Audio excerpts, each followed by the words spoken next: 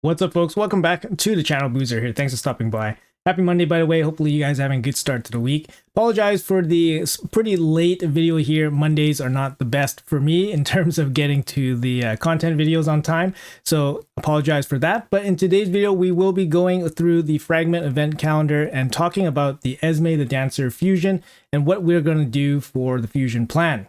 All right, first things first, I want to show you guys some data points here. So first we got on the screen, I did a quick poll when the fusion was announced, so this doesn't capture people's opinions after the showcase video or anything like that. So if you guys want to check out the showcase video, make sure you guys check out the video that I did a couple days ago. But generally people are pretty negative on this Esme the Dancer. People are saying no, they're not going to do the fusion.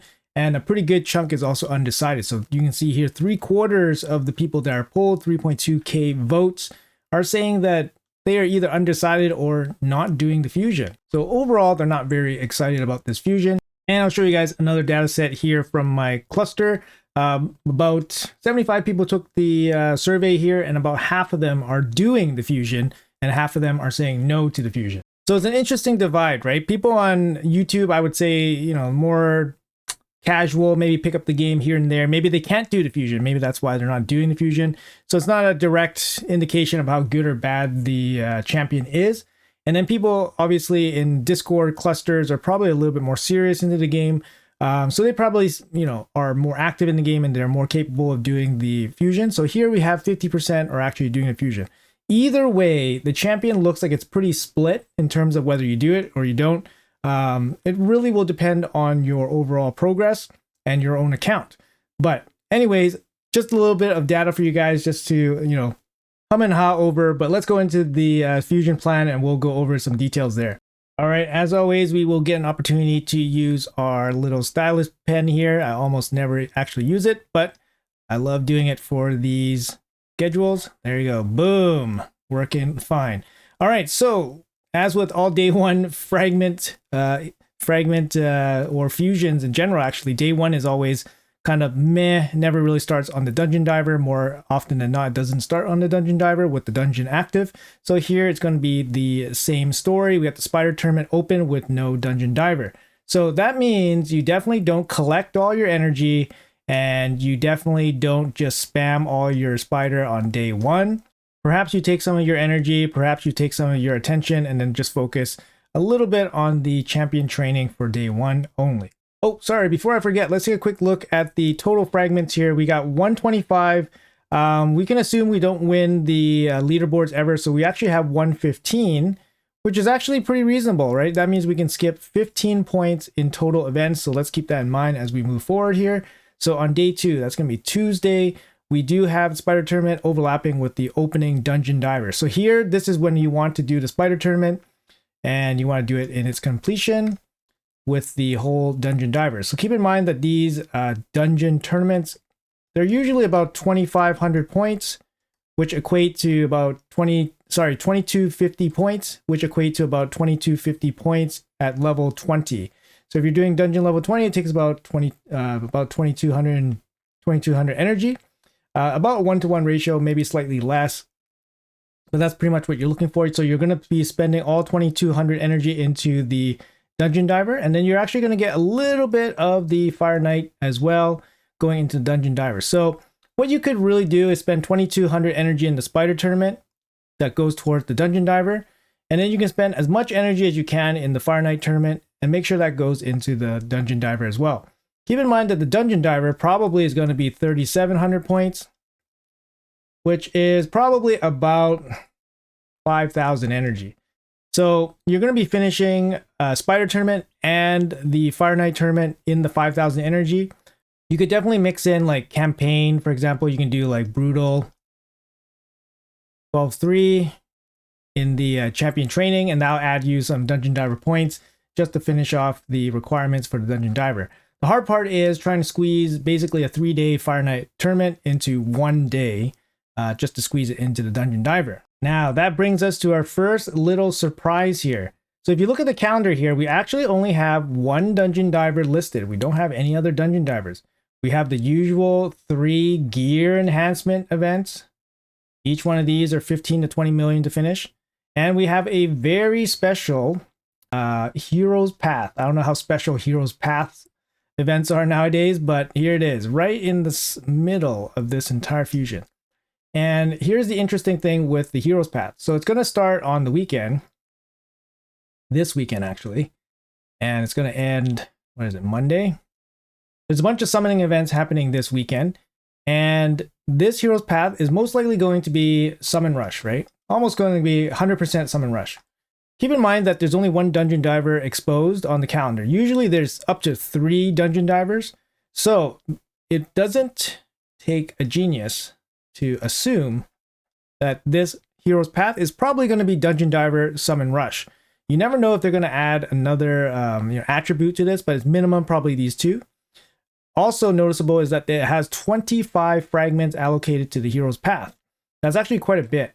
So that means there potentially could be a third component. We could see potentially some kind of maybe 2x primals. I don't know. It could be something, but for sure we're gonna get our usual progressives happening for the Hero's Path, maybe. But we don't know exactly what or how good this path would be. Maybe it's gonna be a champion, could be a soul. But definitely 25 points there is a lot. Keep in mind we can skip 15, right? So if it's split up 10 and 15, then we can do the 10, skip the 15. But we don't know the exact breakdown of what they're going to do with the Hero's Path, but for sure it's going to be Summon Rush and most likely Dungeon Divers. Arena Takedown, those are automatically done. We got 2 of those. And then, like I said, all of these dungeon event tournaments, you try to line them up with the dungeon divers if possible. So if there's a dungeon diver during the Hero's Path, then you're going to be fitting the dragon in there. And then luckily dragon, you can actually farm food, which is really good. It's not the turn attacks, right? So spider tournament, you can use Otherion, Eryx, Marius. They can all farm food, which is great because then you have a champion training lined up with it. Dragon tournament, you can use Theodore, you can use Tomb Lord, you can use Bad Alcazar. You can farm food as well, so you can double dip there. Triple dip if the Hero's Path is open. Ice Golem, unfortunately, there's nothing lining up with Ice Golem, which is a little bit interesting because even if the Hero's Path is a dungeon diver, which it should be, it's kind of interesting that there's nothing really going on right here. You know what I mean? Like, we can assume that during the champion chase, so the champion chase here, it's going to be 2x. Sorry, we're gonna pick the wrong color here, but it's gonna be 2x ancient, 2x sacred shards. So sacred 2x. So 2x sacred for champion chase, not the best event for 2x sacreds. You don't get great value for your sacred shards, even if it's boosted 2x. So usually it's not the best to use it here, but the chase is a good candidate to skip because you can skip 15 of these fragments, assuming that you can finish the Hero's Path. So if you have sacred shards, for example, I would suggest you definitely use it for a Hero's Path because sacred shards are very good for summon rushes as opposed to trying to use the sacred shards for the champion chase. Yes, you're going to lose the 2x boosted odds, but it's going to save you a lot of extra shards trying to finish off the champion chase. So it's kind of up to you. If you have a surplus of shards, then you can pull some extra sacreds for the champion chase and hope your better odds will get you some more legendaries. Or you can be very efficient with your shards and then just get the points for the summon rush and the Hero's Path that way. Of course, we don't know the Hero's Path breakdown right now, but I'm just saying this is most likely what will be happening. Circling back on this kind of lull here, I would definitely be very curious what happens in this area here. Maybe a Deck of Fate, definitely some kind of dungeon diver related event.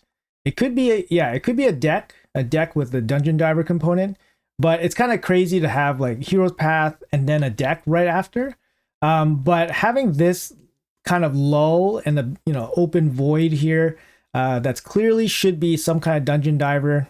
It does feel a little bit suspicious. So I would be definitely aware of what's happening here. I know a lot of people, like judging by the polls, if you guys are just waiting for something to do, I definitely think there's going to be something to do coming up in the second half of this fusion. So definitely sit on your hands if you guys can. Also keep in mind, CVC would be right here at the end of the fusion. This one in particular is interesting. So this CVC would be the 99th CVC. The 99th CVC, I believe. So we have our 98th CVC right here, 98th. So this would be 99th. And then we would have our 100th CVC. Who knows if they're going to do something special for the 100th CVC? Maybe, you know, maybe they'll acknowledge and do something for that 100th CVC. The Alice event is still active, so we can definitely expect maybe some kind of Alice event to happen during the fusion as well. Can't really see that. Can't really see Plarium doing nothing for 2 weeks, Alice related. So I would expect maybe an event, you know, dungeon event to happen, maybe separate from everything else. Obviously, we have the Soulstone Prism event happening right now. We could see another, you know, Prism Shard event happening. But I think maybe something bigger in the second half. And like I said, definitely something Dungeon Diver related, just because even if the Hero's Path is a Dungeon Diver, there's going to be, you know, almost a week of no Dungeon Divers, which is very, very peculiar. So I would think maybe, yeah, maybe a deck for something juicy. But you know what? You can't really prepare for everything. You just have to pick and choose what is worthwhile to you. If you're low on basically resources, you can't really jump in and participate in like good, you know, progressive events or, you know, some fun champions that you would want. You have to go for like guaranteed values, and something like a fusion is a guaranteed value. So if you guys like the fusion, if you guys think you can get some value out of her, she's a good Hydra champion. She's, you know, AoE block buff and all that. She brings weaken, which is, you know, not super easy to get on a good champion. So she does have some use, right? And she has attack up on her A1, so your team will always have attack up. That's also something that actually doesn't come that easily. But she brings it all, right? And then she's actually not bad if you put her in a curse set. She can apply hex as well. So she does quite a bit, also speed up and all that stuff. But if you guys are skipping her, make sure you guys skip her and then save your resources for something worthwhile. Don't just skip her and then jump into like the next progressive event and then spend your shards and then, you know, walk away with not much, right? You guys really want to spend your resources when you have, you know, when you have something guaranteed, something tangible in sight, right? That you guys can actually go for. So for example, if this is actually the deck of fate and it's actually like, you know, Knave of Hearts or Cat or whatever, if it's something, it gives you something tangible, right? Then you can actually throw your resources into it and actually get something. I think it's unlikely that it's going to be anything like that. The only real event that's kind of missing from these 5 days is Dungeon Divers. Like we have a champion training right here. I mean, you could have, let's see here. Let me grab another color. So you could have, I guess, like starting here, you could have like a Dungeon Divers and then a training as well, because you're just ending the training here, right? You're just ending the training here. So you could have definitely something here. And it could be a deck of fate, a training plus Dungeon Diver type of event. And it could be heavy enough that it could be for a champion. That would be pretty cool, I guess. But yeah, anyways, overall, I think the fusion plan is actually pretty straightforward, to be honest. Having 15 fragments worth of events that we can skip is actually, you know, kind of generous. Sometimes they've done 10, which is kind of awkward. 10 fragments to skip. So 15 is like more on the generous side. The only real tricky part in this whole plan is maybe the Hero's Path. That's kind of a question mark. So if I were to basically conduct, you know, what I would do, I would basically head into the Hero's Path, having complete everything. Take a look at the Hero's Path, what it actually consists of, how the fragment breakdown is. If it's 10 and 15, you can definitely take a shot at just going for 10 and leaving the 15 out, and then taking your chances at the champion chase. It really depends what you have. If you have a lot of mystery shards, then champion chase would work out for you. If you have fragments that you want to pull, like if you have Lamassu or, you know, Marius or whatever that you wanted to pull during a champion chase, then maybe the champion chase is for you. But I mean, the Hero's Path with summoning sacred shards and then also Dungeon Diver along with it, and there's going to be a dragon tournament along with it. I mean, you're going to get some Dungeon Diver points. You're probably going to get some shards. Hero's Path probably for 25 probably doesn't seem so bad, and then you can leave out the champion chase. But I would take a look first, see what the point breakdown is and all that, and what your situation is, and then reassess. It's either go for 10 or go for 25. If you go for 25, you probably skip the champion chase. If you go for 10, you do the champion chase. Otherwise, pretty straightforward fusion plan here. The champion, in my opinion, is probably average, maybe slightly above average for some people. Book costs about 10 bucks. Not super expensive, to be honest, kind of average. More on the reasonable side, probably. She's going to be good for, players, newer early game, mid game players, if you can get her. She's not a carry or anything like that. She's not going to be your first Lego that you book out. She's not going to be a champion that you bring for like waves and all that stuff. She's not going to do that for you. But she can be basically a key part for one of your Hydra teams, especially if you don't have 3 solid Hydra teams going. So you have to be kind of in that state where your account can kind of benefit from a champion that you won't use too much, but is going to be useful when she is used. So keep that in mind when you guys are going for her. I think most people probably won't. They kind of want to break, or at least that's the sentiment that I'm getting from everybody. And that's cool too. We do have the 6th anniversary coming up for Plarium. So last year, the 5th anniversary was Arman's, and it's probably the best fusion of all time, besides maybe Newt. But Arman's one of the best, one of the best ever. So we gotta, be a little bit aware of what's on the horizon. So if you guys need to skip Esme, try to build up some resources and prepare for the 6th anniversary fusion, then you gotta do what you gotta do. So anyways, guys, that's gonna be it for the video. Thank you guys so much for watching. Hopefully you guys enjoyed it. Since it is CVC tomorrow, we will be streaming CVC roughly near the start. When CVC starts, it's like 2 a.m. for me, so usually I'm a couple hours late. I try to wake up around 4 or 5 a.m. and then I hop on and do my CVC stuff. But yeah, make sure you guys drop on by if you guys are online or anything. Just drop by, say hi and all that. I would really love to see everybody. Of course, we're just going to chat and chill. That's the usual CVC stream stuff. But anyways, guys, thanks for watching as always. Appreciate your time, and I'll see you guys in the next one.